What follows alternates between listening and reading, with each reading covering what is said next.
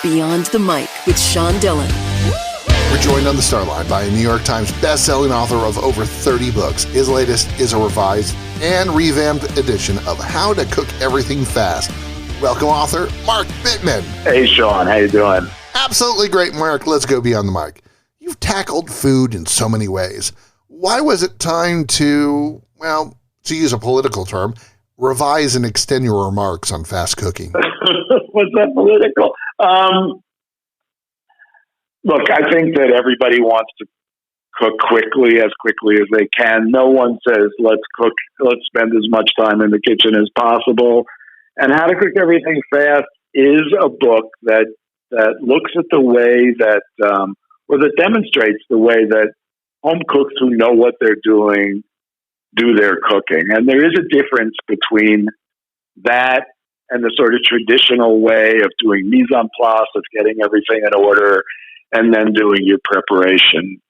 With How to Cook Everything Fast, we do recipes that prepare food and cook it simultaneously, and that shaves a ton of time off of recipes. And every recipe in this book is a 30-minute or less, and I'm not too proud to say it's also a really, really good recipe. Which recipe was the first one you had to go back and you go, I got to fix this one? You know, such a good question.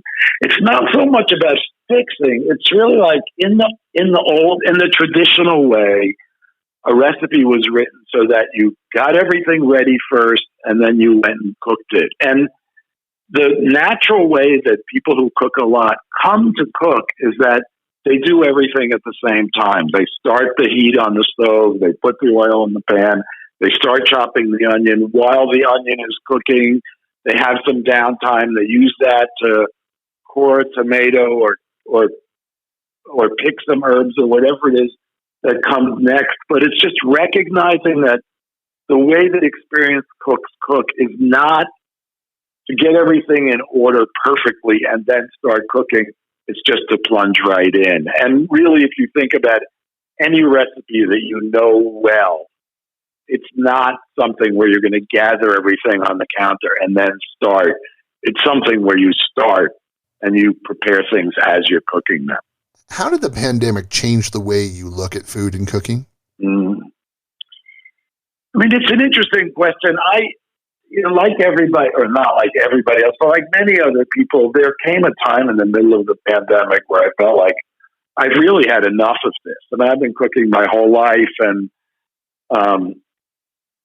cooking for 2 or 3 or 4 people every day and cooking often more than once a day. But there was this time during the middle of the pandemic where I just felt like there's no way out. We're just cooking for the rest of our lives. And I think for me, I kind of just got into it. I was just, if I feel like not cooking something, if I feel like having ice cream for dinner, if I feel like scrambling some eggs, I'm just going to do it. There's no obligation to cook a great meal every single time. And I think our desires to cook, if we cook a lot, our desires to cook and the way in which we're into it, it does ebb and flow, I think. And certainly if you do it so much that you become exhausted, you start to look for other ways to do it. But for the most part, I love cooking as much as I always have, and I miss it if I'm away from it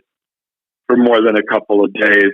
At the same time, I think during the pandemic, it was the first time I thought, give me a break.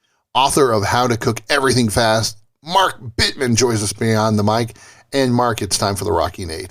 8 random questions, answer with the first thing that comes to your mind. There's no pressure. Oh, I'm sure there's no pressure. Which recipe was the last one you cut from the book? Chocolate fudge. 3 ingredients that you always have to have fresh. I would say parsley, eggs. What's the third one? Garlic, for sure. Favorite memory from Stuyvesant High School? We used to shoot these pea guns all the time, and it was the first time that I learned about dried peas. What's the best time you ran a marathon? 4:01:40. 4 hours, 1 minute, 40 seconds. Very cool. Which of all your awards do you treasure the most? I guess that would be the first, the Julia Child IACP award for my first book, Fish. Mark, when you go to a farmer's market, it's a bazaar. It's like everything is available, everything's crazy. What do you seek out first? I mean, I just look for the most beautiful colors, the most beautiful things I can find. I try not to have, in farmers markets or in any markets, I try not to have expectations. I just want to look for what looks really great. Do you think people are basically good or basically bad? Good. What's your favorite meal to cook when you're alone? I think it's probably what I always call a small steak.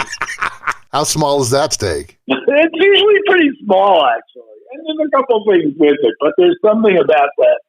Just sitting alone with a knife and fork and a meal that takes like 10 minutes to do that I really like. It's time for One Big Question with the author of How to Cook Everything Fast, Mark Bittman, Beyond the Mic. Mark, you host your own weekly podcast, Food with Mark Bittman. Why was this something you wanted to tackle?